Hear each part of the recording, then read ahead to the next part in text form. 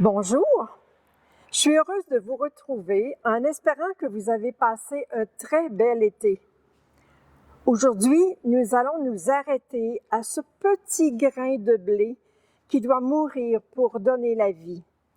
Écoutons attentivement l'invitation de Jésus en Jean 12, 24. Honneur et gloire à toi, Seigneur, Jésus, source d'amour, toi le chemin de vie, le roi de la paix, Jésus, Jésus, Jésus. En ce temps-là, Jésus disait à ses disciples, « Amen, amen, je vous le dis. Si le grain de blé tombé en terre ne meurt pas, il reste seul, mais s'il meurt, il porte beaucoup de fruits. Qui aime sa vie la perd, qui s'en détache en ce monde la gardera pour la vie éternelle. Si quelqu'un veut me servir, qu'il me suive, et là où moi je suis, là aussi sera mon serviteur. Si quelqu'un me sert, mon Père l'honorera. » Acclamons cette parole de Dieu. Louange à toi, Seigneur Jésus. Honneur et gloire à toi, Seigneur, Jésus, parole de vie, toi, lumière dans ma vie, la joie dans mon cœur, Jésus, Jésus, Jésus. Mes amis, vous serez certainement d'accord avec moi si je vous dis que les agriculteurs comprennent mieux que nous tous cette affirmation de Jésus. Si le grain de blé tombé en terre ne meurt pas, il reste seul. Mais s'il meurt, il porte beaucoup de fruits après avoir subi plusieurs transformations, bien sûr. Toute graine ne peut y arriver si elle refuse les étapes, si elle refuse de laisser sa coquille mourir pour devenir tout autre. Mais n'oublions pas une chose, c'est que l'environnement aussi est très important. C'est la même chose pour le papillon qui passe de l'œuf à la chenille et à la chrysalide pour devenir un très beau papillon. Voyons maintenant la petite fille qui doit accepter sa maturation pour devenir une jeune femme capable de concevoir, de porter un enfant et de mettre au monde la vie, une vie pour la joie de tous.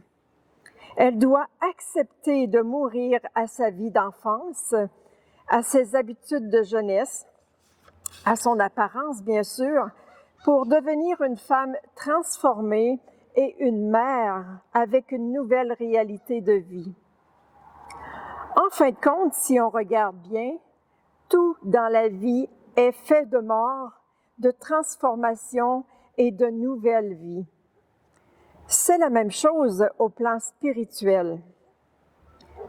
L'histoire de ce grain de blé tombé en terre dont parle Jésus dans l'Évangile, c'est son histoire, celle d'une vie donnée, dont le seul motif était l'amour avec un grand A. Abandonné, oublié de l'extérieur, ce grain a choisi de s'offrir librement. Il a compris que le chemin était exigeant et que pour parvenir à la vie, il lui fallait mourir, se dépouiller, laisser sa vie pour la retrouver autrement. Il n'avait que sa source intérieure de qui il recevait sa nourriture, une nourriture autre. Tout ce qui était en lui était mis au service de l'amour. Tout s'est dissous. Ce qui restait, c'était l'essentiel. La vie qui l'habitait depuis toujours, c'est-à-dire la vie de Dieu en lui. Et au moment opportun, ce grain est entré dans une phase de floraison. Tout ce qu'il avait vécu avant jaillissant maintenant en lumière et en fruits en abondance. Mourir pour vivre. Ça peut sembler paradoxal. Il faut que la mort accomplisse son œuvre avant que paraisse la vie. C'est ce que le Christ, le Fils de Dieu, a fait pour nous, par amour. Pensons-y bien. Si le Christ n'était pas mort et ressuscité, où serions-nous et où serait l'Église? Elle est la conséquence directe de l'œuvre accomplie à la croix. Si le Fils n'avait pas donné sa vie pour la reprendre, il ne serait pas question d'y avoir part nous aussi. Nous serions toujours morts dans nos péchés et privés de toute espérance.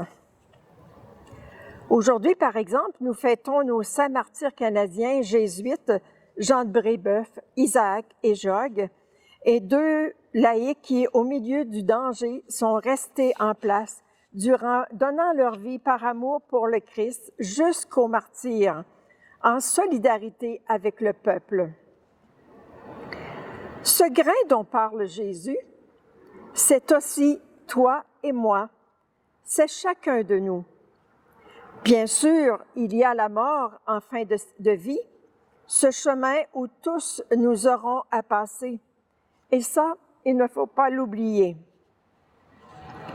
Il nous faut, dès cette terre, nous y préparer en faisant de notre vie un lieu de mort et de résurrection, où, avec le Christ, nous faisons de notre vie une vie donnée aux autres par amour.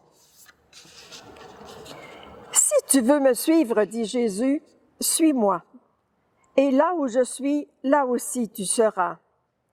Et si tu me suis, mon Père te fera vivre. Mon Père te fera vivre. Et l'unique preuve de cette vie de Dieu en toi, tu la verras dans sa puissance de vie qu'il te donne quand il te permet, aussi pauvre et médiocre que sois-tu, de le suivre et d'éprouver la fécondité qui vient de lui, fécondité spirituelle, humaine, sociale. Autrement dit, mets le Seigneur dans ta vie et tu seras émerveillé de sa proximité et de la fécondité spirituelle qu'il met en toi. Le chrétien qui a Dieu dans sa vie et vit de sa présence peut affirmer en vérité qu'il voit l'invisible à l'œuvre dans sa vie. Donc, à notre tour de montrer au monde d'aujourd'hui, quelles que soient les difficultés, que nous sommes morts au péché, mais bien vivants pour Dieu en Jésus-Christ. Donc, Jésus nous invite à le suivre, à faire comme lui, car lorsque quelqu'un se donne, qu'il est mort à lui-même, à son attitude égoïste, complètement donnée, il devient une source de lumière et source de vie pour le monde. Pensons seulement à notre bon frère André de chez nous, de l'Oratoire Saint-Joseph à Montréal, qui a donné sa vie jusqu'au bout, s'oubliant pour faire le bien et entraîner dans la lumière des milliers de fidèles.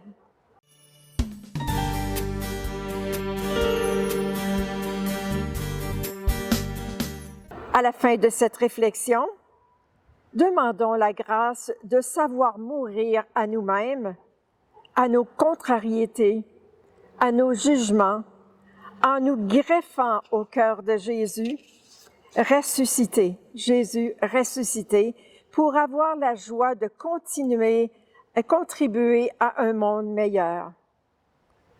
Demandons aussi la grâce de savoir contempler l'immense amour de Dieu qui a donné sa vie pour chacun et chacune de nous. Et que Dieu nous bénisse, lui qui est Père, Fils et Esprit Saint. Amen. Bonne réflexion et bonne journée.